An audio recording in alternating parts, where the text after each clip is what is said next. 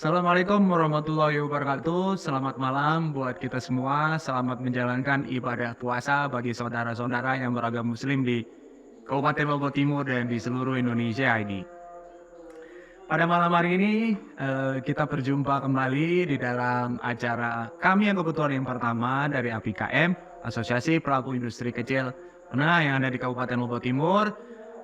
Malam ini kita akan bicara seputar industri kecil menengah, seputar UMKM, bagaimana kiat-kiat ketika membangun suatu usaha, menjalankan suatu usaha, ya bagaimana mengelola usaha, semuanya lika-liku, perjalanan naik turun, rugi, untung, itu akan kita bahas dengan tamu-tamu yang tentunya para pelaku usaha langsung yang ada di Kabupaten Lombok Timur, mungkin juga nanti yang ada di NTB juga yang akan kita undang.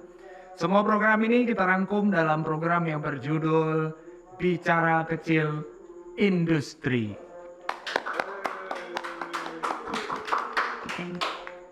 Jangan lupa like, komen, dan subscribe di akun YouTube kami, APKM Network.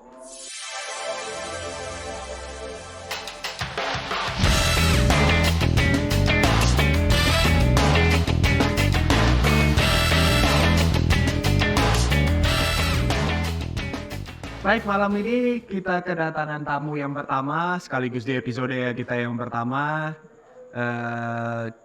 Ini tamu kita dari Speed ini. Beliau ini perjalanan dalam berwirausahanya luar biasa, menurut saya ya. Tanpa berpanjang kalam, marilah kita sambut tamu kita yang pertama, Didi Firmansyah Yamin. Tuh kan. Selamat datang Pak. Selamat malam. Selamat malam Pak. Selamat malam. Gimana kabar? Alhamdulillah sehat. Oh iya. Boleh kenalan dulu tuh, nama ini siapa? Itu deh kamera Pak. Oh iya. Perkenalan dulu. Nama saya Didi Firmansyah Yamin. Saya dari Stukeplingsar ya, bukan Sepit ya. Oh, Stukeplingsar ya. Stukeplingsar itu kecamatannya Keluak. Kebetulan sekarang ini bergelut di bidang UMKM dan IKM di Lombok Timur, dan kebetulan pada malam hari ini juga kami diundang untuk hadir di Bicara Kecil. Bicara kecil industri. Ya, ini jadi ini programnya dari APKM Pak. Ya, kebetulan ada tim kita yang di bagian industri kreatif ya, itu merancang program ini dan akhirnya jadilah dia malam ini Pak. Ini episode pertama Pak. Bagus ya. Bapak juga APKM kan? Jelas. Ya, jadi kita undang orang-orang terdekat dulu. Jadi seolah-olah kita belum kenal tapi sebenarnya udah kenal lama. Oke. Baik, perkenalannya. Jadi akrab dipanggil dengan siapa ini? Sebutan Didi. Bang Didi ya. Saya panggil Bang ya, Bang Didi ya. Oke, Bang Didi. Ini saya udah riset lama ini Pak Erik, Luar biasa. tentang Bapak ini. Ya, jadi saya menemukan ternyata dulu tuh sebelum merintis usaha itu jadi kepala sekolah gimana ceritanya? Itu panjang ceritanya. Iya Pak, cerita dulu aja. Ini. Boleh sambil ngerokok Pak. Kita cerita sedikit. Tahun 2012 saya selesai itu pendidikan S1, terus kebetulan banyak tawaran untuk mengajar karena backgroundnya guru saat itu. Pada tahun 2012 keluar, kemudian ada yang menawarkan dan memaksa sebenarnya itu. Dipaksa Pak. Paksa untuk mengajar. Oh iya. Karena kita ada hubungan emosional sama yang punya lembaga, akhirnya kita iakan saat itu. Nah, berjalan sampai tahun 2013, tahun di tempat itu ya nyaman-nyaman aja karena background itu Di mana di ngajarnya? wilayah Narmada saat itu. Boleh disebut nama sekolah aja. Tersebut namanya SMP Islam Al-Kamal. SMP Islam Al-Kamal dan SMA Islam Al-Kamal. dan SMA satu atap. Satu atap, Boarding school. boarding ya. Boarding school. Oh ya, oke. Jadi apa Pak dulu? Awalnya kita sebagai guru biasa dulu, tenaga pengajar biasa, tapi karena melihat SDM saat itu yang masih, kan kebetulan tenaga pengajarnya di pesantren itu masih ada yang belum selesai kuliahnya, masih ada yang sedang kuliah saat itu. Kebetulan kita hadir dengan membawa gelar saat itu, dipromosikanlah menjadi posisi yang artinya dia posisi tinggi di sekolah. Kepala sekolah, Bukan. kepala yayasan. Waka waktu itu, waktu Wakil ketua. kesiswaan saat itu ya. Ada teman yang kebetulan pulang S2 itu sebagai kepala sekolah saat itu. Nah, kan tetapi kepala sekolah yang sudah sebenarnya ada di sana Iya, iya. waktu itu mengundurkan diri. Karena apa kudeta? Bukan. Bukan. Mengundurkan diri karena mungkin bukan backgroundnya dia harus mengajar di tempat yang kecil. Karena S2 kan biasa itu struktur Universitas. universitas. Kalau universitas, sorry. Akhirnya mau tidak mau karena kita dipanggil nama yayasan gantikan karena sesuai struktur keorganisasian kalau kepalanya hilang ya wakilnya harus naik. Wakil keseluruhan. Jadi Bapak langsung jadi Kebetulan saat itu langsung jadi kepala sekolahnya kepala sekolah Al SMP SMA Islam Al Kamal. SMA Islam. Kepala sekolah SMA-nya apa SMP-nya? SMA-nya Oh, SMA. Berarti SMP ada lagi? ada lagi. Oh, lagi oke. kepalanya. Sebelum menjadi kepala sekolah, jadi guru biasa. Biasa. Di SMA-nya. SMA-nya. Nah, kalau boleh tahu ngajar apa, Pak? Saya dulu karena background pendidikan kimia jadi ngajarnya kimia. Iya, gila. Kimia. Kebetulan kimia itu kan hanya diajarkan di SMA. Ya, Makanya kita satmingkalnya SMA gitu. Tapi tetap ngajar juga di SMP, tapi bukan pelajaran kimianya. apa yang Tapi diajar? pelajaran kepondokan. Karena background kita juga dulu pondok, pernah jantri. Jadi Yang ngajar diajarnya kepondokan. kepondokan. Ada Apa itu? pelajaran Gimana itu? banyak itu. Contoh satu Ada dong. mafuzot, terus ada kayak ada baca Qurannya apa juga. hadis gitu-gitu. Anda sampai hadis. Kalau hadis itu aja ya sudah Beda membeda ya. Oh iya, soalnya kan aku dulu. Ini yang basic-basic aja untuk pemula. Kayak model hot. Hot itu nulis indah Quran. kaligrafi mungkin. Itu lebih tinggi lagi. Hot itu ya sekedar bisa dia nyambung huruf-huruf itu. Bapak bisa? Bisa dong. Wah, hebat. Kayak ini kontek. Ini baru tahu ya kan. Oke. Jadi ngajarin anak SMP untuk hot apa ya itu bikin. Ya. Hmm. Itulah mata pelajarannya dulu. Oh, Itulah oke. nama mata pelajarannya. Itu nyambung huruf hijaiyah. Misal Bismillahirrahmanirrahim kita sambung tanpa harus melihat contekan. Jadi ba itu harus disambung. Gimana sih karakter ba itu harus tertulis di Termasuk kitab-kitab kuning juga nggak ada? enggak sampai situ saya ngajar. Enggak. Karena ada yang mumpuni. Oke, bagus. Jadi setelah ada yang mengundurkan diri nih, Nah, akhirnya dia dipercayakan diamankan ya, menjadi kepala di sekolah posisi SMA Al-Kamal. Islam Al-Kamal di Naraman. Jadilah kepala Jadilah kepala sekolah. kepala sekolah. Nah setelah itu setahun tahun 2013 SK langsung keluar dari yayasan ditunjuk langsung. Kalau dulu kan menggantikan posisinya. Menggantikan. Nah begitu rapat tahunan dari sekolah yayasan ditunjuk langsung. Nah SK-nya tahun 2013 di tahun ajaran baru. Kemudian berapa tahun itu ya? Lama sekali itu jadi kepala sekolah. Membawahi guru-guru yang pernah mengajarkan saya saat. Wih, bentar. Berapa tahun dulu? Tadi 2013 katanya lama jadi kepala sekolahnya. Ya artinya bukan lama. 2013 itu langsung jadi kepala Kepala sekolah. sekolah. Nah, begitu setahun dari ngajar biasa, karena kepala sekolahnya yang pertama itu mengundurkan diri, akhirnya saya naik di posisi kepala sekolah. Di situ yang saya bawahi itu guru-guru saya dulu. Guru-guru yang pernah Ajarkan itu saya. gimana hukumnya itu? Boleh-boleh aja. Karena kan begini, kalau secara administrasi untuk pengelolaan sekolah atau lembaga pendidikan itu kan yang harus backgroundnya dia mencukupi spesifikasi lah. Kalau kepala sekolah minimal S1 saat itu. Berarti Guru-guru saya dulu yang ada yang sedang kuliah, belum selesai. oke. Nah, akhirnya mau tidak mau kan secara administrasi saya harus ada nggak dulu guru-guru yang di bawah gitu itu yang ya ibaratnya itu nggak terima gitu sama si Demang jadi kepala ya itu bedanya kita kalau di pesantren itu ya karena modelnya kita itu ditanamkan moto siap dipimpin dan siap memimpin. Weh, mantap. Tepuk tangan dulu. Jadi siapapun yang ditunjuk oleh yayasan atau kepercayaan dari pesantren atau guru-guru kita yang senior dulu, ya mau tidak mau harus diemban itu walaupun nanti konsekuensinya guru kita lah sebagai. Berapa lama jadi kepala sekolah? Itu sampai tahun 2018 SMA-nya. 5 tahun berarti? 5 tahun di SMA. Dari 2013 setelah diamanai, SMA. SMA 2 sampai 2018. Nah, Terus lanjut lagi. lanjut lagi dari tahun 2018 sampai 2020 itu kepala SMP di situ. Pindah lagi di SMP. Al-Kamalnya. Amalnya tetap di SMP. Kenapa? Nah ini perlu harus kita tanya ini. Ya. Bapak tidak bekerja dengan baik kah di SMA-nya terus dipindah ke SMP atau ternyata bukan. tidak mumpuni di sana? Kenapa? Bukan gitu.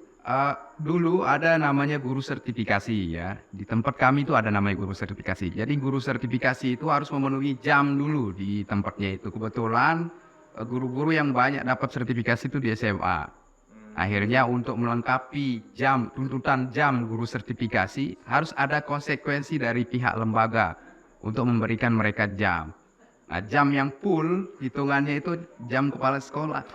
Full hitungan jam kepala sekolah. Oke. Sedangkan waktu itu saya belum sertifikasi. Makanya disarankan untuk ngambil di SMP. SMP berapa tahun? SMP sampai 2 tahun aja di situ. Berarti total 8 tahun 8 tahun. menjadi kepala sekolah. 5 tahun kepala sekolah SMP. 7 tahun jadi kepala sekolah.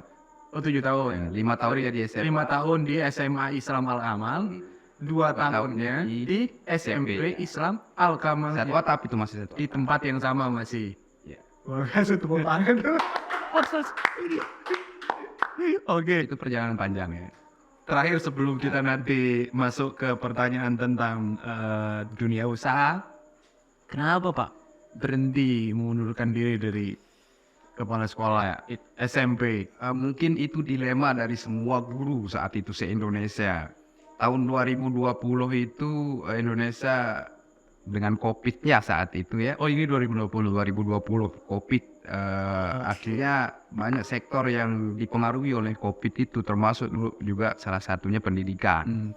Dunia pendidikan saat itu memang belum jelas dunia pendidikan kita saat itu. Anak sekolahnya daring, artinya di rumah mereka sekolah. Kan kita yang awalnya basicnya boarding school, kan harusnya pulang anak-anak. Jadi tidak ada anak-anak sekolah. Jadi sepi.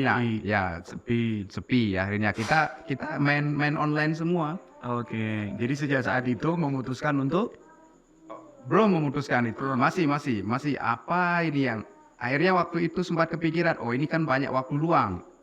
Artinya kita ngajarnya sebentar karena online semua, jadi tidak bertatap langsung sama siswa. Akhirnya kepikiran, oh ini banyak waktu luang, lanjut aja sekolahnya gitu. lanjut sekolah Mas. Artinya dari S1 menuju S2. Oh ada rencana S2. Ya ada rencana saat itu, di situ berencana dan berdaftar dan kuliah S2 saat itu. Oh jadi kuliah S2 Pak. Lulus S2. Lulus. Belum rasanya belum. Berarti enggak lulus nggak sekarang S2 nya? Oh nggak ada gelar berarti. Percuma berarti. Enggak sih, Sempat kuliah tapi. sempat kuliah. Sempat ngeluarin uang pendaftaran. Jelas besar biayanya. Aduh. Biaya besar, kemudian saat corona harus mencari di mana. Sebenarnya saya pengen nanya ini kenapa kok tidak dilanjut ini S2-nya ya. Tapi itu mungkin di segmen lain Pak ya. Boleh. Cuman ini luar biasa ini. Nah akhirnya singkat cerita lanjut S2 tapi akhirnya memilih usaha. Saya perhatikan dulu usaha yang pertama katanya memilih usaha jualan tebu, sari tebu, es tebu. Ya. Bener? Itu tongkrongan awalnya. Oh iya. Ada tongkrongan. Jadi saya punya ada ipar yang senang di kopi saat itu. Nah, kebetulan karena kondisi corona tahun 2020 itu akhirnya bolak-balik ngajar dari Lombok Timur ke Lombok Barat. Bolak-balik setiap hari. Nah, setiap hari bolak-balik itu kan capek itu. Sedangkan satu saat itu masih kepala sekolah yang harus dia sebagai cerminan guru-guru di sana harus on lebih dulu kan, lebih dulu lah. Oh lebih dulu. Jadi itu agak capek dan pulang harus balik terakhir kan capek. capek. Tahan dulu Pak capeknya Pak. Kita iklan dulu. Kita iklan dulu. Saat lagi kita ketemu lagi.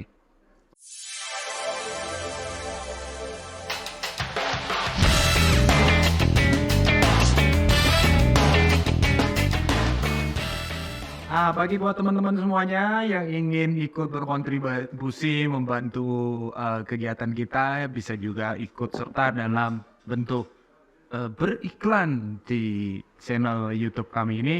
Nanti untuk informasi lengkapnya silakan menghubungi PIC kita yang ada di deskripsi. Baik Pak, kita sambung ya. Lanjut. Menarik sekali ini. Lanjut. Itu transisi dari kepala sekolah menjadi pengusaha ini. Karena begini, setauku ya, banyak beberapa kawan-kawan, teman-teman yang kita lihat itu, mereka yang sudah nyaman di posisi sebelumnya buat pindah lagi untuk mengerjakan profesi yang baru. Dalam hal ini misalnya usaha itu berat sekali loh. Bener kan, berat sekali kan? Nah, kenapa kok bisa berat? Kenapa kok? Maksudnya sepertinya pada saat dari kepala sekolah langsung merintis usaha sari tebu itu kok sepertinya mudah sekali. Apa kunci tipsnya yang kenapa kok bisa? Sebenarnya berat ya, karena posisi kita juga nyaman saat itu. Posisinya nyaman sebagai kepala sekolah, orang yang diberikan kepercayaan oleh yayasan untuk mengelola lembaga pendidikan saat itu. Cuman yang menjadi pemikiran dan pertimbangan besar sehingga kita banting setir lah kita bilang ya, kan ada hubungan ini pendidikan dengan UMKM. Saat itu ada masalah pribadi, keluarga, kemudian itu yang menuntut kami harus pulang saat itu. Ada orang tua kita yang kena musibah dan kita tinggal di rumah. Dan kalau kita teruskan, kalau dari rumah kita berangkat dari Lombok Timur ke Narmada itu sangat jauh dan itu menguras dan itu banyak pertimbangan yang harus kita lewati. Artinya ABC pertimbangan itu ya kami diskusikan lah.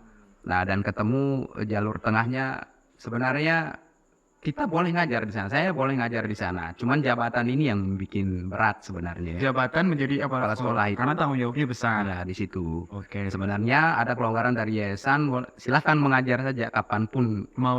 Kapanpun punya waktu. Datang ke sana ngajar. Baik sekali ya yayasan ke situ. Ya mungkin karena kita panjang juga ini proses anunya kan. SDM juga nggak gampang kita cari kan. Nah, karyanya berarti udah banyak ini di Al-Kamal, pasti sih. Ya bukan karya sih, tapi mungkin itu amal jariah ya. Amal jariah bukan karya. Siap.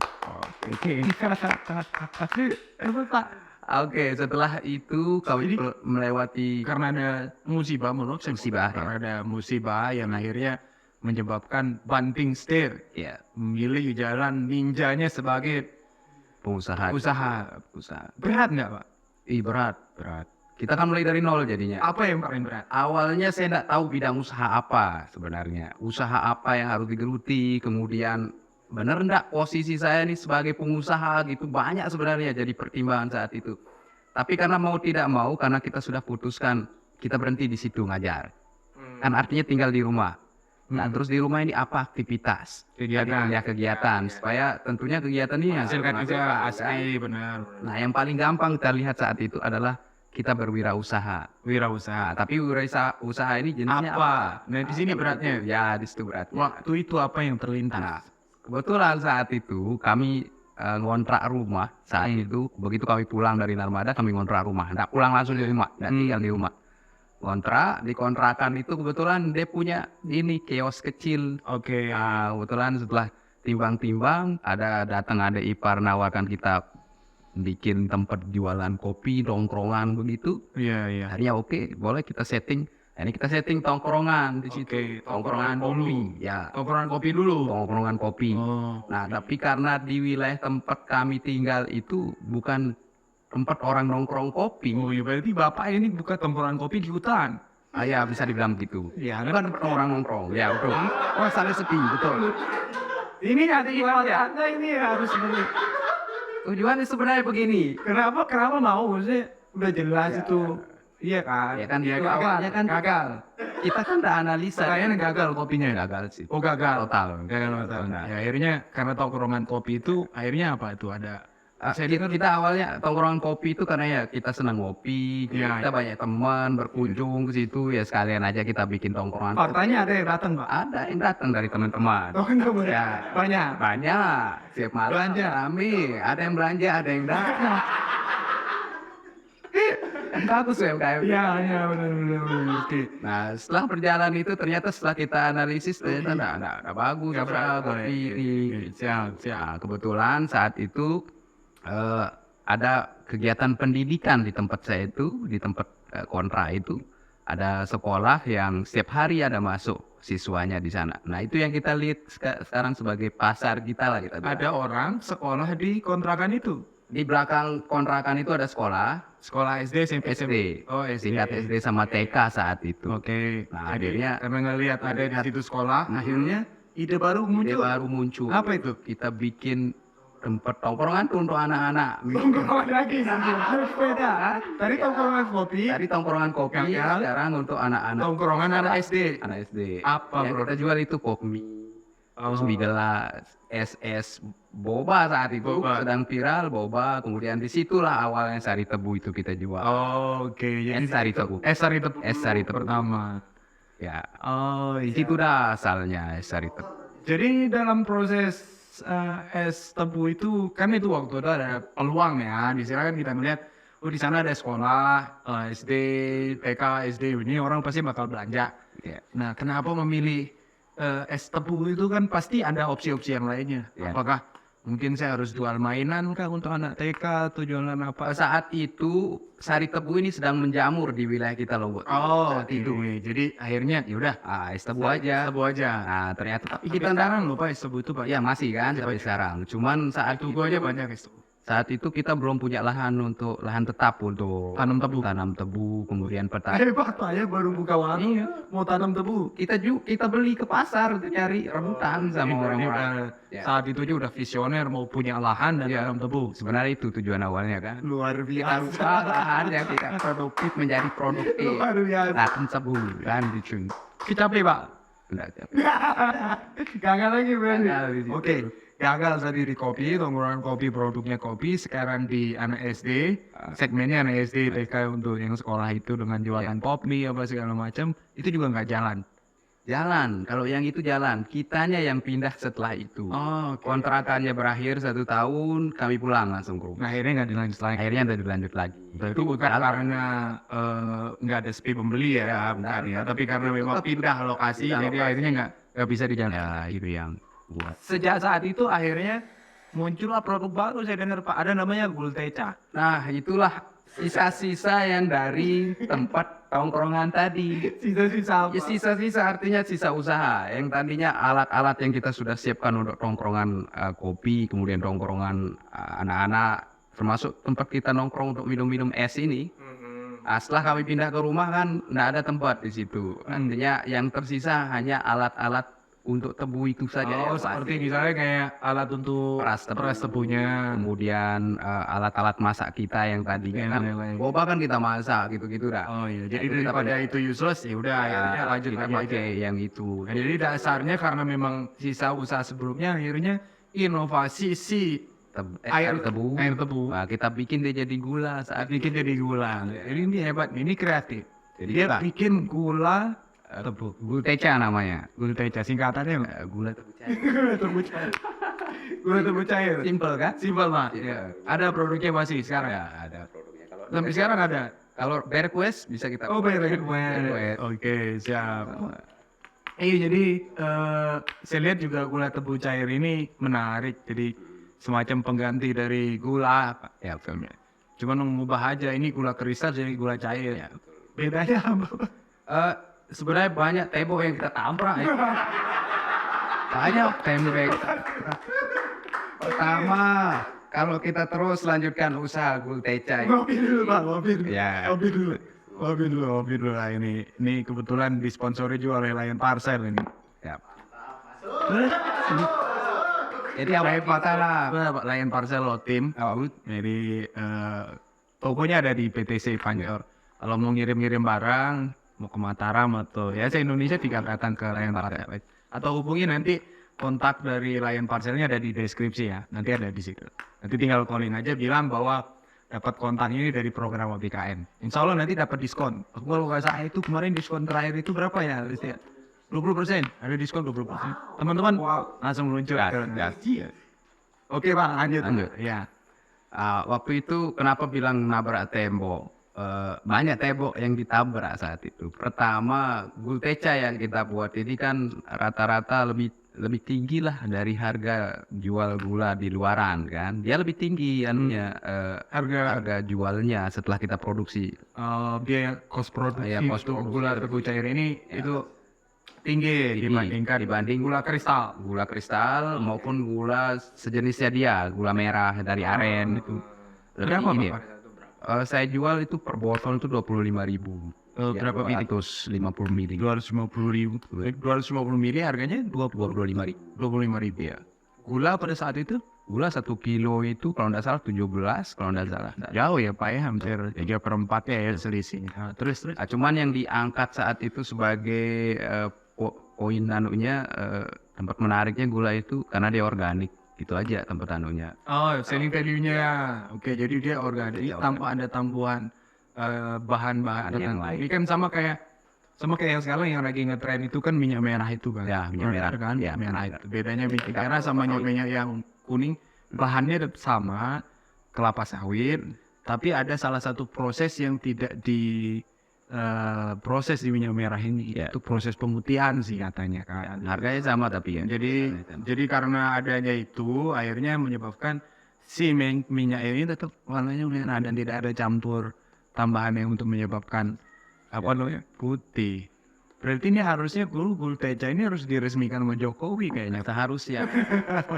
Itu sebenarnya di NTB kita punya lahan tebu luas sebenarnya. Nah, ini Di menarik. wilayah wilayah Sumbawa kalau tidak salah. Ini hampir sama ini cara berpikirnya.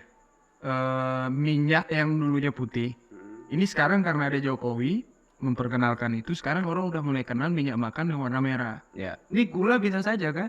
Gula kristal putih bisa saja menjadi gula dalam bentuk cair dan dia organik. Tapi cost produksinya gimana ya? Tinggi. Di situ tempat lemahnya kita karena kita harusnya punya lahan, kemudian ada petani binaan yang khusus dia nanamkan kita tebu. Saat itu pernah kita bawa dia ke desa, ranahnya wilayah lah kan. Di wilayah saya itu banyak lahan yang tidak produktif saat itu. Nah, kepikiranlah saat itu untuk menanam tebu, untuk mengisi lahan-lahan yang tidak produktif saat itu kan. Tetapi seiring kita diskusi sama petaninya lebih senang ya anggurin aja lahannya ketimbang nanam repot katanya gitu. Nambah pekerjaan. Kita tahan dulu, kita iklan dulu Pak ya. Ini makin menarik ini benar. Ini masih Gulteca loh Pak. Banyak usaha yang Iya, saya udah riset loh. Oh, Sampai sudah. ada tim riset di belakang itu usahanya banyak, sini berganti gitu. Tapi nanti kita bahas lagi. ya. Kita coba iklan lagi. Tetap di acara Bicara Kecil Industri. Wah.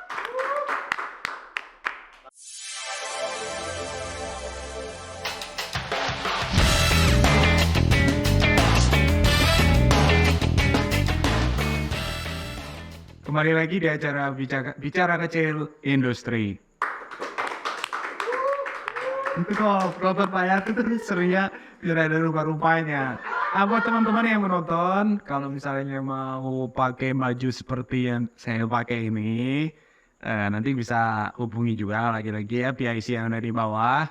Ada nanti di situ ada Miftah namanya, nanti tinggal bisa kontak atau barangkali bisa mau beli produk-produk perikanan. Ya ini Pak, ini ada produk UMKM ini. UMKM Ini ini ada basreng ikan, ada abon ikan, dan juga ada kerupuk abonan ikan. Mau order juga sama, ini produk UMKM semua, UMKM. Jadi kita emang ke UMKM Pak, ya, UMKM atau IKM gitu itu ya. Jadi nanti kalau misalnya yang mau order produk kita atau merchandise yang ada di sini, silakan bisa menghubungi BSC yang di bawah atas nama Miftah Rizky. Oke, menarik gitu.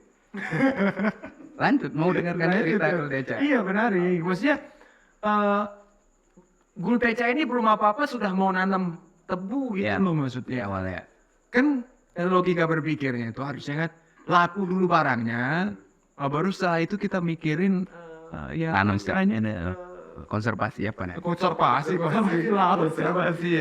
harus memikirkan ya supply chain-nya ya, jadi hulunya ya, jadi nanam tebunya. Tapi Bapak sudah berpikir untuk tanam tebu? Karena begini pikiran saya saat itu, tebu ini kan orang butuh gula. Saya riset itu Indonesia kekurangan gula itu setiap tahun itu lebih dari 6 ton gula loh. 6 ton gula. Gula setiap tahun. Berarti 6 ton itu impor. 6.000 ton kalau tidak salah ya, 6.000 ton. Ya, itu yang diimpor dari Cek luar. fakta nanti. Ya, nanti cek fakta.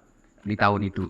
Kemudian itu yang membuat banyak lahan-lahan kita yang di wilayah saya terutama saat itu lahan di Stungkep itu lahan kosong yang artinya mereka hanya bisa 2 musim untuk nanam, musim hujan itu nanam padi, musim kering itu tembakau yang ditanam. Tapi di situ ada lahan-lahan yang memang tidak ditanami ketika 2 musim itu. Nah, lahan inilah yang saya anggap cukup produktif untuk ditanamkan tebu saat itu. Nah, kenapa saya tawarkan tebu? Karena bukan untuk saya saja tebu ini, tapi keberlanjutan karena kebetulan di NTB ada ada industri tebu yang di Sumbawa saya ceritakan itu. SGM, perusahaan SGM. Entah. Kalau nggak salah ada pabrik di Bima itu. Ya di Bima ya. Karena kita semua pokoknya. Iya tahu. Nah, Itu jadi gula itu dia pabrik gula itu. Pabrik gula. ya. SGM kalau nggak salah ya? Apa SGS apa S? Coba nanti Nanti deh cek faktanya. Nah, itu yang membuat siapa tahu kan bisa juga kita sebagai pemasok untuk mereka juga kan setelah kita tanam di sini. Setelah kita tanam di wilayah kita, dia banyak. Berarti sudah dihitung juga biaya-biaya produksi dan perbandingan dari harga kalau kita tanam tebu dibandingkan tanam. Iya. Saya pernah diskusi kecil sih sama petani wilayah selatan. Kita perbandingkan penanam tembakau dengan menanam tebu. Walhasil di situ tebu jauh lebih unggul 3 kali lipat ketimbang tembakau dengan modal yang sama, dengan lahan yang sama. Kita lebih unggul 3 kali di situ. 3 kali lipat. Pendapatannya dibandingkan tembakau. Tembakau kan sekali musim. Tebu dari setahun. Ya, sekali setahun. Kalau tebu itu sampai 10 tahun produktifnya sekali nanam satu bibit itu sampai 10 tahun. Baru tahu risetnya. Ya, sampai 10 tahun. Artinya kita nggak akan nggak perlu butuh nggak nanam lagi, nggak perlu bibit lagi ya. Jadi sekali tanam itu selama 10 tahun terus akan keluar tunas-tunas barunya. Benar tahu ini. Ya, di situ. Saya risetnya di situ kecil-kecilan sama petani di sana. Dan akhirnya saat itu ada petani yang coba aplikasikan di lahan saya. Dan akhirnya saat itu kebetulan cabai sedang naik. Akhirnya cabai yang ditanam. Dia artinya karena ini awal ya, susah untuk kita menjelaskan. Ini kan di Lombok Timur ada nggak ini tebu? Saya pernah cari dulu di wilayah Anjani. Anjani itu terkenal dengan tebu dulu. Sampai saya keliling di kecamatan wilayahnya Anjani ini. Nggak ada yang tanam Kecamatan Nenek. Nggak ada yang tersisa Nenek. Sampai petani-petani yang dulunya pernah nanam tebu udah bilang kita kalahnya di kita nanam tapi orang yang ngambil itu nggak ada katanya. Padahal di awal disuruh tanam itu ada yang tanamkan saya ambil kayak gitu. Jadi ada orang yang saya mengambil giliran sudah tanam tidak ada yang karena katanya ada yang perusahaan yang di Sumbawa itu yang makanya entah gimana regulasinya ya bersama yang perusahaan-perusahaannya. Kalau misalnya biaya produksinya lebih rendah lalu kemudian penghasilannya lebih tinggi dibandingkan komoditas yang lain kan ini bisa jadi catatan kita untuk. Tapi itu tebu merah yang ditanam yang di wilayah Anjani bukan tebu hijau. Yang saya pakai ini kan tebu hijau. Tebu apa bedanya? Ini bahas tebu ya. Iya. Enggak, iya. Kalau saya sih enggak ada sih bedanya ya, cuman menarik soal warnanya aja atau khasiat. Soalnya wajar karena kan beliau ini kan punya knowledge tinggi jadi mau bahas apalagi bidang pertanian. Nanti kalau kita bahas rokok ini pasti bahas panjang. Iya kan? Saya sebenarnya pengen lanjut lagi nih bahas pertebu-tebuan nih, tapi kayaknya kita nggak ada waktu khusus juga untuk bahas tebu. Ini setelah tebu dan gulteca juga katanya juga pemesanannya by order kan ini kebalik kan yang seperti tadi saya bilang justru karena memikirkan lebih baik nanam saja dulu daripada ini karena biaya produksinya lebih murah dan pendapatannya juga lebih tinggi. Ini konsep bisnis banget ya ini dan pasti bakal untung kan. Nah, kalau misalnya kita ada lahan saja yang mungkin 1 hektar gitu kali ya Bang, kita tanami tebu aja ya. Kalau ada yang enggak produktif artinya yang enggak ditanamkan apa lain ya. Tanam tebu saja. Iya benar. Siapa tahu kan gulteca bangkit lagi begitu dia banyak nanam tebu kan. Betul. Itu kan? Gagal lah ya kan. Berarti Akan nyambung bro, bukan gagal. berarti dulu yang pertama kopi, ya tongkrongan kopi gagal. Ya. Dia mau nggak mau kita harus sebut ini bahwa gagal lah. Oh gitu ya. Iyalah, harus kita akui. Terus habis itu ganti produk di tempat tongkrongan yang sama, jualannya boba, sari Ya. tebu, gagal. Nah, karena pindah kontrakan, ini kan perjalanan bisnis Bapak nih, saya coba bikin timeline-nya tuh. Setelah itu pindah lokasi, akhirnya mau usaha lagi. Lah bentar dulu, itu berarti sudah nggak jadi kepala sekolah? Sudah enggak. Tahun 2020 itu sudah enggak. Masih berhenti. Ya, kopi. Berhenti. Saya putuskan berhenti ngajar. Oke, Saya banting setir jadi berarti saya pengusaha. Kalau pengusaha itu ya. Nah, setelah itu akhirnya Gultecanya, ya kan? Karena sisa-sisa usaha kan, katanya. Gulteca jalan, boleh nggak kita sebut gagal Gulteca? gagal. Gagal. Saya kan masih produksi, Pak. Tapi kan masih produksi. Ya produksi tetap itu kan kebetulan ada pelanggan-pelanggan yang tertentu yang kita tetap suplai. Bahkan sekarang kalau kita ada stok tebu kita bikinkan. Ya, saya mau ngasih tahu kepada penonton. Jadi ini informasi menarik. Kalau misalnya buka di marketplace yang internasional ya, kayak misalnya Alibaba, terus dan sejenis-sejenis yang lain, atau kita buka di portal-portal website untuk ekspor, itu komoditas gula tebu cair itu cocok loh Pak diekspor. Ya betul. Cocok loh. Artinya apa? Itu juga ada permintaannya tinggi di sana. Ada yang minta gitu. Cuma memang ini kita di Gulteca ini masih belum ketemu pembelinya aja. Dan ditambah juga mungkin karena produksinya kita yang masih kecil, peralatan produksi kita ya masih menggunakan Itu kita kurang. seadanya kan gitu. Padahal ide gagasan ini bagus luar biasa. Apalagi lihat Gulteca ini selling value-nya, nilai jualnya dibandingkan dengan si gula kristal adalah dia lebih organik kan gitu. Ya betul. Nggak ada tambahan apa-apa, Tidak ada tambahan apa-apa. tinggal di cat masa habis itu gulanya nggak beku, nggak beku. Jadi Bahkan masuk freezer itu berhari-hari tidak beku. iya makanya itu. Saya sudah sempat ya, pakai kopi kan saya rena. Ya gagal, gagal. Setelah gagal dari Gulteca, Nah kebetulan karena sektornya pertanian saat itu ada kecenderungan saya lebih ke pertanian. Tebu ini konsepnya juga ya pertanian terintegrasi saat itu yang saya tawarkan. Nah, jadi ada hubungannya dengan penanaman tebu yang saya geluti saat ini. Itu pengembangan pupuk untuk tanaman, semua jenis tanaman. Jadi pupuk yang saya buat ini itu pupuk organik dari limbah. sebelum itu sepertinya ada usus crispy kayaknya. Oh itu samaan barengan jalan sama Gulteca.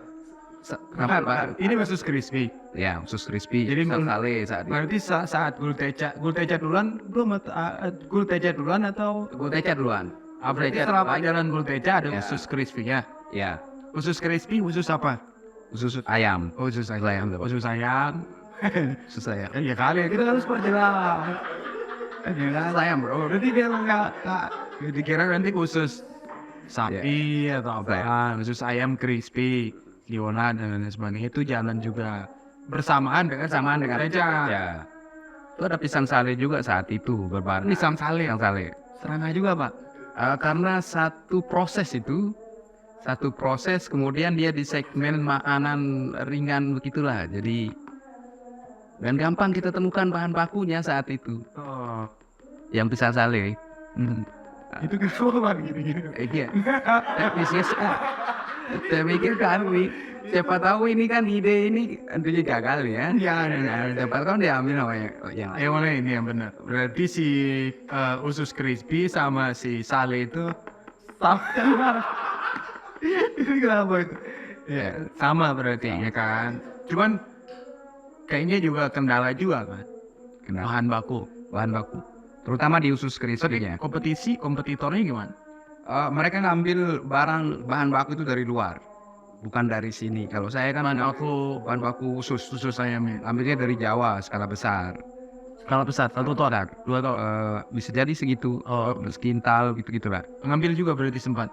Enggak. Sempat ditawarkan, cuman karena harus dipakai freezer dan sebagainya, kita harus stok harus simpan dalam penyimpanan yang memadai ya, dan produksi juga harus bisa. Oh itu jadi pertimbangan, makanya terus naik terus kan harga ini khusus ya. sampai kita keliling ke kandang pemotongan langsung itu saat itu. Bahkan mereka nggak berani nyiapkan kita stok dengan jumlah besar karena mereka juga olah langsung khususnya. Olah langsung artinya bukan hanya ususnya saja tapi isi dalamnya itu juga dilinting buat jadi sate gitu. Ya. Gagal juga ya. Tepuk tangan sekali lagi untuk tamu kita yang luar biasa. Kalau ya ini tadi kopi, ganti produk Kanana, es gula tebu, Gulteja, sus crispy, pisang sale. Itu sudah 6. Iya. Ini sudah baru 6. Ini dalam kurun waktu berapa tahun ini ya? Itu setahun semua. Setahun semua. Ini saya melihat ya 6 kali pergantian dalam kurun waktu yang singkat itu. Yang kulihat itu apa coba? Usaha buat bangkrut, luar biasa. Usaha buat bangkrut. Kita iklan dulu ya. Kita iklan dia.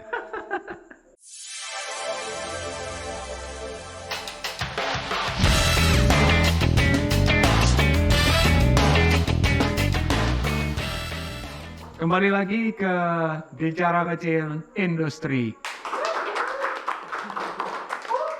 Jadi Bang, karena ini program pertama, jadi kan kita pasti juga butuh bensin kan untuk sekedar apalah. Nah, buat teman-teman yang mendukung kegiatan dan program ini ya, bisa berdonasi di link Social Buzz. Nah, nanti ada link dan QR code-nya yang ada di bawah di kolom deskripsi. Nanti teman-teman bisa tinggal klik link di sana. Barangkali juga Bapak nanti bisa berdonasi, jangan lupa ya. Siap. Oke, mantap. Ya Pak, menarik. Menarik. Habis kamu saya. Ya menarik. Siap. 6 kali gagal. Saya kalau hitung-hitung di saya pribadi mungkin dalam kurun waktu yang sangat singkat seperti itu nggak ada sampai 6. Mungkin ada 1 atau 2. Cuman maksudnya itu 6 kali dalam kurun waktu singkat itu adalah perjuangan yang cukup keras untuk berdiri dan bangkit lagi. Ini yang bisa saya pelajari dari perjalanan dari tahun 2020 di setiap tahunnya itu melakukan kegagalan. Sampai pada akhirnya si Gulteja ini 2022 ya kan? Gulteja itu 2022. Lalu kemudian setelah Gulteja itu katanya ada pupuk organik. Ya. Tahun berapa itu? Itu kita mulai tahun 2021 pupuk organik. 2021 kita mulai aja paralel ini. Kan awalnya kita pertanian terintegrasi lah konsepnya dulu dengan tebu itu udah awal Gulteja itu. Nah yang tersisa kan Gulteja agak susah kita masuk di pasaran nih. Nah kita kembangkan yang pupuknya di situ. Akhirnya pupuk. Berarti pada tahun 2021 tadi itu ada Gulteja, ada usus crispy, ada itu apa pisang sale. Tapi kan nggak tahu muncul pupuk itu kalau nggak salah. Saat itu belum terlalu ditekuni ya kan. Sebenarnya produksinya juga masih kecil ya, karena kita alat saat itu. Sekarang ini kan udah gagal yang lain tuh. Sekarang tinggal si pupuknya. Pupuk ini kita lirik di situ potensi lingkungan tempat tinggal saya saat ini masih sampai sekarang itu banyak peternak kambing yang kambingnya ya dibuang kotorannya. Kotorannya dibuang sana sini, tidak dimanfaatkan. Dari kotorannya dong, kokenya terbuang dan Ketawa nih. Dan itu memang sasaran saya saat itu adalah memanfaatkan limbah yang tadi yang tidak terpakai itu jadi pupuk. Masuk limbah tebu yang dulu yang kita buat jadi ampas tebu itu kita olah jadi pupuk di situ. Nah konsep awalnya begitu dulu untuk pupuk. Jadi berarti memang pertanian terintegrasi ini memang sudah by design ketika si sari tebu itu sari tebu. Ya betul. Di situ dia pintar Pak. Bukan pintar, tapi ini kita lihat peluang ya berkutik di situ aja gitu sebenarnya usaha ini. Ya cuman ya resikonya sih ya, tapi resikonya nggak bisa fokus. Pasti kalau Karena banyak ya. Karena kita kan kepala kita juga satu untuk bisa mengerjakan Ya dan sekali. SDM kita pakai juga itu aja Ya, untuk usaha ini. oke. Akhirnya ternyata pupuk nah yang sekarang. Pupuk yang sekarang, Sampai saat ini? sampai saat ini masih pupuk. Ya, ada satu lagi nih, tapi nanti kita buka ya. Nah, yang pupuk nih. Pupuknya ini tuh berapa produksinya dalam Kita mampu lah karena kapasitas kecil ya, kita mampunya hanya 20 ton dalam sebulan. 20 ton dalam 1 bulan. Itu kecil kok besar? Kecil itu orang ratusan. Kecil di teman Rumahan ya, lumayan. Oke, ini usaha rumahan dan berapa ton tadi? 20 ton satu bulan. 20 Yang ton mengerjakan hanya 3 orang. 1 bulan. Untuk skala rumahan ini udah besar. Ya. Tapi kalau ngebandingin sama skala yang lebih industri ya kecil lah ya. Ya. Sementara permintaan berapa sejauh ini permintaan? Kita bahkan menolak, artinya menolak itu Oh, stok kita memang Oke. tidak bisa cukup. permintaan kita tidak bisa penuhi karena Karena keterbatasan produksi dan produksi bahan baku. produksi. Kita Berarti bahan baku ada, bahan bakunya berlimpah. produksinya yang Terbatas. karena berarti bisa saja mesin. Saat kita terbatas, tenaga SDM itu kita terbatas. Padahal di situ prospeknya luar biasa pupuk ini. Di sana. Di sana, bukan di sana saja, pertanian di wilayah NTB loh besar. Ya, maksudku kita nggak usah bicara Ya. NTB dulu lah. Ya. Lingkup stungkap lingsar dulu aja kan sudah masih kurang. Ya, pertanian. Berapa tadi ya? 200 20 ton per bulan. 20 ton itu berarti 20.000 kilo. Ya. Bagi 30 berarti sehari produksi berapa? Sehari itu sampai 5 ton kita bisa buat. Ya sehari 5 ton maksimal lah. Tapi kan produksinya sebulan itu enggak terus menerus, enggak setiap hari. Kalau sekali kita kerja bisa kita sampai 5 ton buatnya. Oh, Nah, tapi tidak lagi karena kondisi kotoran kambing yang kita pakai ini kan ada kondisi basah, prospek. kemudian apa istilahnya kita pilah fermentasi dan sebagainya, lama proses ini. Sampai saat ini masih produksi Isi kita produksi. dan masih diminta oleh petani-petani. Ini sudah berapa waiting list yang kita tidak bisa kejar ini. Ada waiting list. Ada waiting list karena Maksudnya dia order dia menunggu musim tanam yang besok, itu apa ada itu? untuk musim tanam yang besok. Apa bro? Pelanggan Ini pelanggan baru ada, pelanggan lama pun ada. dia. Ketenangan kalian kan. Oke, Ya ini kayaknya cerah-cerah deh masa depan. Lalu sudah mulai semuanya. Benar. 20 ton. 20 ton. Per karung isi berapa kilo? Itu 25 kilo. Berarti berapa karung ya 20 ton itu ya? 25. 1 ton itu 40 karung. 1 ton 40 karung. 40 karung. 1 ton 40 karung. 1 ton 40 karung. Berarti 80. 80 karung. Harga 1 karung berapa? Itu 35.000 kita jual. Coba hilangin kita kekayaannya dulu. Itu harga harga end konsumen ada. 80 kali 35.000. Kita menjualnya rata-rata 30.000. 800 kali.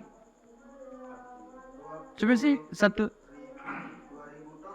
20.000 kilo bagi 25. No, 800 hari 35, 30.000, 30.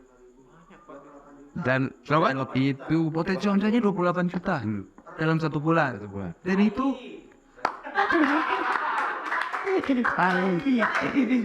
sama gue Obama nanti. sampai kita dikenal sebutan Kohe. Itu tinggi loh untuk sekelas mesti kita Saya prospek ya. prospek lah. Dan ini pun masih waiting list. Tapi karena kendala produksi alat Alat produksi produksi SDM yang kita gunakan kan tidak kerja di kita aja. Artinya sampingan dia. Jadi SDM ya. Oke. Nanti ada pertanyaan yang menarik sih yang kaitan sama itu. Saya masih mau ngulik-ngulik soal pupuk ini karena ini kan 20 ton ya.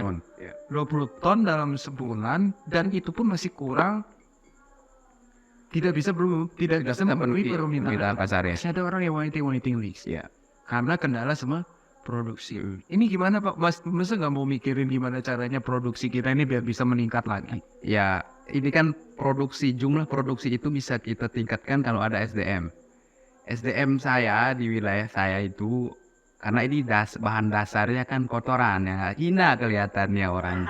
Itu Tahu ya, tai loh ini tai. ya. Hina. Tokai. Ya, ini kan agak susah kita merekrut SDM yang Mau mengolah limbah yang ini. Yes. Itu beratnya. Yes. Nah, kita punya 3 yang tetap. Artinya 3 orang SDM yang kita punya ya itu terus kita ikat mereka, enggak kasih pergi. Artinya ada pekerjaan yang lain dia harus prioritaskan. 3 orang ini yang Tiga memproduksi 20 ton dalam sebulan. Ya. Artinya kalau mau meningkatkan produksi salah satunya adalah dengan Nambah SDM. Tapi masih belum ketemu SDM-nya. masih belum. Masih belum ada. Ini yang mau buat daftar Boleh datang ke rumah untuk Betul. produksi ya. boleh. Benar. Nanti soal berapa salary dan lain-lainnya ya di kontraknya. Bahkan kemarin Dinas Pertanian itu meminta kami untuk siapkan mereka 600 ton. 600 ton dalam dalam sebulan. Beneran. Dinas Pertanian. Kami tidak sanggup. Karena keterbatasan alat. 600 ton dalam sebulan. Continue. Kita ada MOU. Wow, Kalau sanggup siap kita tanda tangan MOU. kenapa gak ngomong Pak? Nanti kita bisa kerjain bareng-bareng kan? Oke, kita ya berak bareng-bareng. Tapi saya sudah petani. Nah, ini pertanyaan menarik. 1 ton pupuk itu membutuhkan tokai kambing berapa kilo? Itu kami pakai karungan kan. Karungan yang kami pakai itu karung yang untuk mentahan. Karung 50. Jadi itu pasti dicampur kan sama bahan-bahan. Ada bahan campuran yang lain. Tapi enggak, tetap dominan yang bahan baku utamanya ya dari kambing ini. Ya, Kalau bilang 90%. kalau misalnya ini jalan, amin ya, baik kita doa ya, ini produksinya meningkat jadi sebelumnya 20 ton jadi 50 ton, 100 ton, 600 ton dan seterusnya. Kalau udah begini kan berarti budidaya kambing pun akan makin Ya, betul. tumbuh ya. Ya. Orang Ada sisi lainnya di situ. ya, mau orang jualan kambing atau mau orang pergi nyari kambing. Malah dulu di konsep awal pertanian terintegrasi itu ada kita punya lahan kandang kambing. Kemudian di lahan kambing itu kita juga menanam tebu saat itu di konsep kami. Kemudian limbah dari tebu dan kotoran kambing ini kita mix jadi pupuk tadi. Nah, itu konsep di awalnya. Nggak ada limbah kambing ini yang akan terbuang akhirnya. Semuanya akan mutar di sektor pertanian itu. Artinya urinnya kambing kita bisa ambil. Itu bisa bagus untuk pertanian juga. Bisa jadi ide peluang usaha. Iya, memang itu peluang usaha. Peluang usaha kan sekarang diperjualbelikan itu urin kambing. Ya.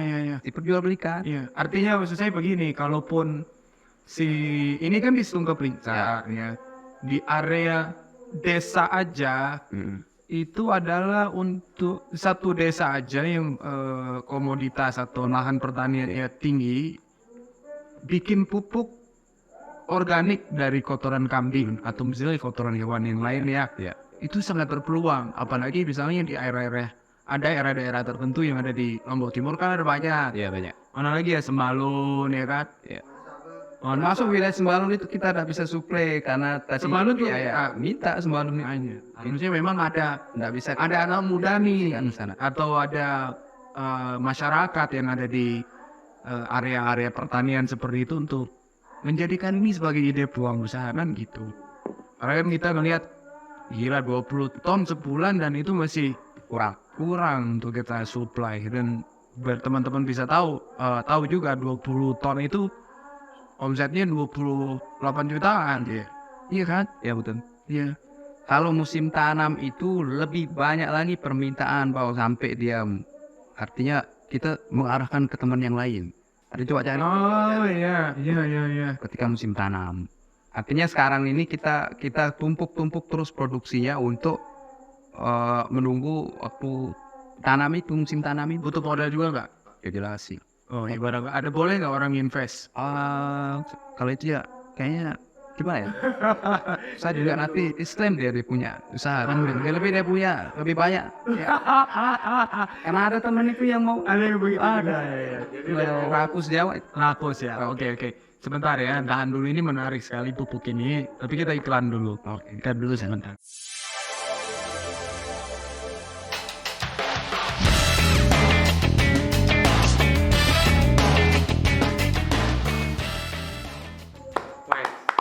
Segmen terakhir, Bang. Hebat. Ini program pertama, episode pertama ternyata ngalir juga ya. Meskipun ada sedikit. Ya, sebelum sampai masuk ke lanjut obrolan ya, ini saya mau mengajak bagi teman-teman penonton yang juga punya usaha, pelaku usaha, industri kecil menengah yang ada Kabupaten Lombok Timur dan ingin bergabung di APKM, Asosiasi Pelaku Industri Kecil Menengah, silakan bisa klik link yang ada di deskripsi. Nanti di situ tinggal isi data diri teman-teman, ada di Google Form-nya ya. Nanti tinggal diproses oleh sekretariat kita. Baik, Bang. Ya. Udah nih 6 kali gagal, akhirnya sudah mulai ada kelihatan hasil di pupuk, betul kan? Ya. Yang penting ada hasil, udah ada kelihatan hasil. Saya dengar lagi ini sekarang jadi BUMDes, direktur BUMDes, ketua apa direktur? Direktur. Sudah. Ada saingan saya di sini ya, direktur. Sama-sama dulu. Ini direktur BUMDes. Wah, kucingnya nggak apa-apa, biarin. Direktur BUMDes di Desa Cukup enggak. Gimana ceritanya?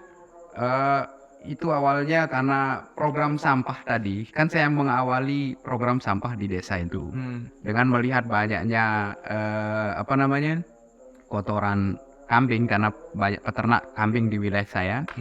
Terus kotorannya dibuang sana sini, muncul ide itu sama anak-anak remaja saat itu untuk mengolah limbah yang tadi sebelum saya yang tekuni terus yang pupuk ini. Jadi pemuda dulu saya pancing untuk mengolah limbah itu sebenarnya untuk dijadikan pupuk. Oke. Tapi limbah yang limbah sampah. Anda juga penggerak pemuda di desa, Pak? Penggerak sih, kebetulan sedang di rumah, Anda ada gabut. Perendah. Ya sambut. Perendah. Gabut, nggak ada kerjaan kan, karena itu gagal, ini gagal. Akhirnya karena menggerakkan ini ya dari sampah ini, akhirnya menjadi ya dilirik lah sama orang desa kan gitu. Ya, di situ ada kesepakatan sebenarnya bersama Pemdes saat itu. Sebelum saya masuk ke BUMDes ada kesepakatan. Saat itu karena saya fokusnya di pengolahan sampah bersama anak muda di situ. Di samping itu juga saya punya produk tadi itu pupuk organik itu. Akhirnya kita komunikasikan sama Pemdes untuk ayo dong dibantu ini pemuda yang sedang bergelut di sampah. Tetapi saat itu Pemdes menawarkan kalau mau anggaran itu nyentuh program pemuda ini, masuk aja di BUMDes. Oke, Kalau setuju boleh, enggak apa-apa saya gitu ya karena memang ada dana untuk ada dana. Ya itu. Iya. Berarti benar. Sebelum diamanahkan menjadi direktur BUMDes, sebelumnya BUMDesnya sudah ada yang mengelola apa? Belum ada. Sebenarnya sudah ada yang mulai, Tapi tidak jalan. Oke. Itu dari tahun 2016 pernah berjalan sekian tahun penyertaan modal, 3 tahun kalau tidak salah penyertaan modal. Artinya dananya tetap ada. Cair, Tapi pengelolaannya masih belum bagus saat itu. Akhirnya stop sekian tahun, 3 tahun stop penyertaan modal dari desa, nggak ada lagi dana dari desa untuk BUMDes. Saat itu matilah kita bilang. Daerah juga beberapa banyak. Ya rata-rata BUMDes.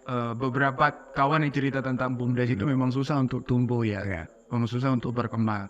Iya kan gitu ya. Makanya satu hal yang akhirnya kalau udah bicara BUMDes itu pasti udah sentimennya udah negatif aja pasti ya bawaannya. Benar kan? Ya betul. Setelah menjadi direktur BUMDes, Pak, apa yang terjadi di BUMDesnya? Ini kan terlalu subjektif ya kan? Ya begitu masuk di Itu sendiri cerita.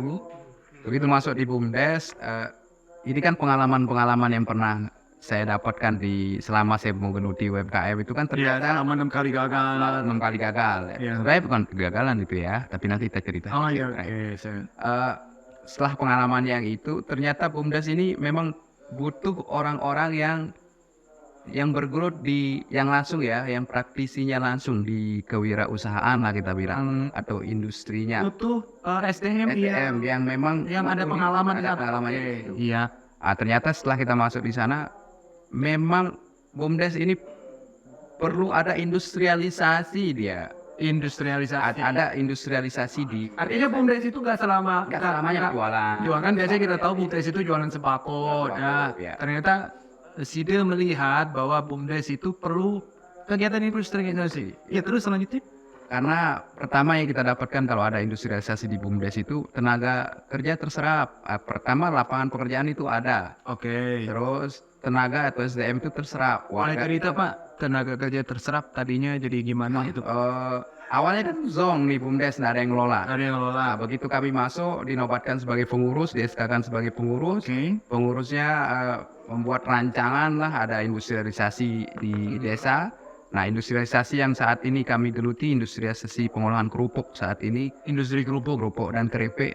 Oke, kerupuk dan keripik. Ya. Karena itu yang paling cepat kalau kita lihat arah pasar itu paling cepat. Oke, kenapa tenaga kerja yang diserap? Nah, kita serap untuk pengolahan kerupuknya 6 orang tenaga. 6 orang. Terus itu punya kriterianya perempuan. Dia adalah perempuan di desa itu. Kemudian dia tulang punggung keluarga. Tulang punggung berarti suaminya? Suaminya ada yang meninggal, ada yang pergi ke Malaysia. Artinya mereka tinggal di rumah dan tidak kerjakan apa-apa. Tidak ada pekerjaan sama sekali. Oke, hanya sebatas rumah tangga. Tapi sekarang udah jadi tenaga kerja itu sudah kami serap sebagai tenaga kami karena di BUMDes yang 6 orang itu, dan sampai sekarang itu berjalan dari Januari kemarin sini. Jadi ini si perempuan ini tadinya ibarat kata dia belum ada pekerjaan, otomatis penghasilannya kan tidak ada. Dengan bekerja di BUMDes sekarang sudah mulai ada penghasilan. Apa cari tambahan? Betul. Untuk perempuan-perempuan yang ada di desa bisa melalui program industrialisasi di BUMDes. Itu visioner, tidak Mak. Luar biasa ya. Mudahan bisa berjalan ini ya. Ini apa Mak? Bukan hanya bisa berjalan ini, kalau ini sudah jalan sih kita berdoa pasti maksudnya bakal terus melakukan inovasi. Ini bagi BUMDes di tempat lain. Ini uji coba dulu ya, nanti kita keluarkan ya sama BUMDes yang artinya nanti tuh BUMDes yang lain itu bisa melihat bahwa untuk membangun suatu BUMDes, badan usaha milik desa itu pertama ya SDM-nya harus nyari yang ini ada pengalaman, ada usahanya, sehingga nanti sentimen negatif kita terhadap BUMDes itu sudah mulai menjadi sentimen positif. Tadinya negatif menjadi sentimen positif, dan akhirnya seperti yang tadi BUMDes yang Anda kelola itu akhirnya bisa menyerap tenaga kerja dan mata pencarian tambahan bagi gender perempuan. Ya, kan gitu. Betul. Apa yang unik di sana? Apa yang menjadi menarik? Yang menarik di situ yang tadinya perempuan, kan di sana itu petani semua, rata-rata petani. Petani ini punya musim untuk dia kerja, ketika musim tanam aja. Setelah dia musim tanam itu ada jeda, mereka tidak mengerjakan apa-apa. Dan di situ ketika jeda itu mereka kepikiran untuk pergi melancong dan sebagainya. Melancong artinya pergi ke wilayah orang untuk bekerja. Siapa ini? Si petani? Petani. Ada yang ke Malaysia endingnya, ada yang ke Taiwan. Ini petani yang punya lahan? Yang punya lahan. Buruh tani lebih parah lagi. Yang buruh tani ini yang punya lahan pun pergi keluar. Karena memang tidak ada kerjaan. Setelah dia musim tanam itu tidak ada pekerjaan. Akhirnya dia sewakan kadang lahannya, dia pergi jadi modal. Jadi modal dia pergi gitu. Nah, itu yang bikin menarik gitu, karena orang yang tadinya punya lahan dan dia tidak kerjakan sendiri, kita bisa serap di sana, dia bisa sewakan lahannya bagi yang punya lahan. Ya, tapi ada yang sama sekali tidak punya lahan, dia hanya ibu rumah tangga dan dia hanya. Enggak, maksudnya menariknya di mana itu? Apakah menarik itu karena yang punya lahan setelah selesai musim tanam dia pergi, itu menarik? Atau maksudnya yang excited di kaitannya dengan BUMDes itu? Perempuan yang tadi tidak ada pekerjaan itu kan bisa bekerja akhirnya, dan dia bisa mencukupi ya kekurangan. Maksudnya karena si tulang punggungnya keluarga itu pergi merantau misalnya, dan dia juga bisa mendapatkan hasil tambahan. Situ menariknya. Dan kita manfaatkan perempuan-perempuan. Saat ini rata-rata pertambahan dia bisa mencapai per bulan 450. Itu lumayan untuk besar itu. untuk di desa. Honorer saya dulu kalau sekolah 400. Itu 450 luar biasa itu. Saya direkor. Ya, Gila Pak. bayangkan itu di luar struktural dari pengurus BUMDes. Itu orang lain yang dianggap itu adalah karyawannya BUMDes, bukan pengurus BUMDes. Itu bisa kita serap. Pengurusnya aja ada 6 pengurus di BUMDes yang saya ini. Terus ada orang luar, masyarakat lah kita bilang, yang kita libatkan untuk proses produksi itu di sana. Kan artinya ada penyerapan tenaga kerja yang lain. Iya. Selain pengurus tadi, 6 tenaga kerja. Dengan kategori yang tadi, perempuan yang ditinggal suaminya, Oke. dia tidak punya pekerjaan, dia tidak punya lahan untuk digarap di wilayah sana. Iya. Nah, kita serap. Dan penghasilan tambahannya menjadi 450.000 per bulan, setara dengan gaji Bapak saat menjadi Itu lebih tinggi mereka. Bapak berapa? 400.000. Ya Allah. Bukan? Wow. Boleh nyumbang nggak? Harusnya memang kita harus perlu disclaimer di awal ya. Kita boleh mengeluarkan kata-kata umpatan, tapi kan ini wow. Ya berarti kan ibarat kata dia jadi kepala sekolah juga kan ibu-ibu. Ya. Lebih tinggi ya daripada sekolah. Wow. Apa rencana ke depan di BUMDes? Nah, ini kan baru satu jenis industri yang kita kelola di BUMDes itu, dan itu baru sektor pangan aja di di kerupuk, olahan kerupuk sama tempe. Bentar dulu, kerupuk apa ini? Ini kerupuk bumbu, kerupuk bawang putih. Oh, kerupuk Kerupuk bawang putih. Karena paling gampang kita cari bahan bakunya, Iya. kapanpun, enggak terbatas. Beda dengan kita mengolah tadi gulteca. Gulteca itu kalau nggak ada nanam tebu udah Nggak bisa. nggak bisa. Kalau ini ya. Kalau ini kapanpun kita cari selalu ada bahan bakunya ya. Dan itu mungkin akan terus berlanjut usaha itu. Apa rencana ke depan? Rencana ke depan karena di sana itu ada sektor pertanian khusus tembakau wilayah kami ya. Jadi saya liriknya tembakau di situ untuk kita olah jadi rokok. Rokok, mau bikin apa Pak? Kretek paling gampang. Oh, iya. Ini ke depan ya, tapi mudah-mudahan kita tuh Indonesia BUMDesnya. Ya, nanti ini untuk kepala desa Tunggak Blingsar. Ini sudah ada SDM yang sangat berpengalaman. Lika-liku perjalanannya untuk merintis usaha sampai 6 kali gagal. Dan sekarang sudah mulai dibuktikan dengan industri kecil kerupuk yang sudah dibangun di BUMDesnya. Dan sudah sangat terlihat impact-nya. Penghasilan tambahan bagi masyarakat yang ada di sana 450.000 loh per bulan. Terus setara dengan gaji Bapak lebih kecil, lebih tinggi. Saya lebih kecil ya. Lalu kemudian sekarang mau industri rokok, kretek, dan juga saya yakin juga pasti Bapak sudah punya planningnya dan Ya. ini buat kepala desa nih, mohon didukung, mohon disupport. Jarang-jarang loh kita ketemu. Bagi pengurus BUMDes disupport semua, artinya tapi tetap harus dievaluasi programnya apa, harus dilihat juga program seperti apa di setiap BUMDes kan. Iya kan, BUMDes itu juga suka ini kan, pencairan dananya juga suka telat kan. Iya. Nah itu maksudnya artinya dengan mempercepat pencairan dana si BUMDes ini itu kan bisa mempermudah aktivitas BUMDes yang ada di sana, kalau itu usahanya di sana. Dan ini hal kecil aja yang bisa kita lakukan, bisa menghancurin BUMDes. Kayaknya udah mau habis ya waktu kita ya. Banyak sekali obrolan yang perlu harus kita kulik-kulik. Barangkali nanti ada part 2-nya. Oh boleh lah. Kita undang episode 2 aja lah. Malah bosan lah. Nanti kita akan undang lagi orang-orang lain lagi sih gitu Pak. Ya. Kita bagi pengalaman. Bagi pengalaman. Jadi memang banyak sekali hikmah, banyak sekali pelajaran yang bisa kita ambil dari cerita saudara Didik Firmansyah Hamid. 6 kali gagal, lalu kemudian bangkit lagi, akhirnya menemukan merintis usaha Close statement ini. organik. Ini closing statement. Pupuk organik, dan sekarang menjadi direktur BUMDes. Saya tunggu kalian yang menonton ini akan menjadi direktur BUMDes di desa kalian. Itu closing statement. Keren ya? Boleh deh ngasih closing statement. Oh gitu ya. Bagi teman-teman UMKM atau pemuda yang mau berusaha, jangan pernah menyerah. Karena banyak orang yang menyerah di luar itu, padahal dia tidak tahu, tinggal selangkah dia melangkah itu, padahal di situ kesuksesannya dia akan temui.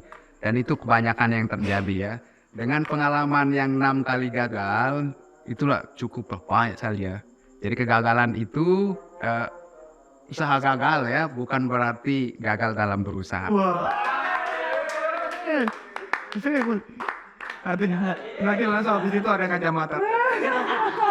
Ya baik, terima kasih buat semuanya yang sudah menonton podcast Bicara Kecil Industri episode pertama perdana, langsung mengundang orang yang sangat luar biasa hebat menurut saya ya. Thank you. Jadi sampai ketemu lagi di episode berikutnya. Terima kasih. Assalamualaikum warahmatullahi wabarakatuh.